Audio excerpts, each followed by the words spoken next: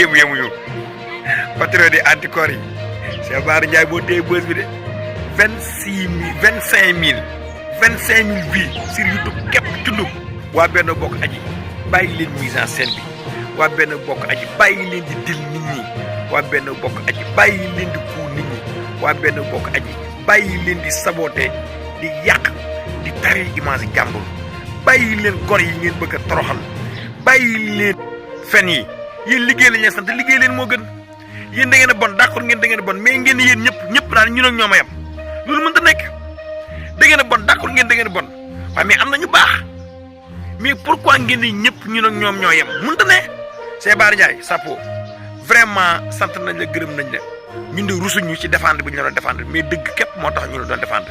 fii ak nag yaa ngi ci lii nga nekk nii dañuy continuer di ànd ak yow jaa ngeen jëf wan loolu. man nag li may laaj mooy ana TFM télé feral Macky xaw ma télé faral Macky ak chroniqueur mi waaye way bon c'est pas dit c'est pas bon c'est pas un journaliste c'est pas un chroniqueur formé à l'ENAM au niveau de la CESI bon c'est un autodidacte bon jàngul journalisme warta wax expliqué yi dañoo yàq métier journalisme mbébe dimbali nit ñi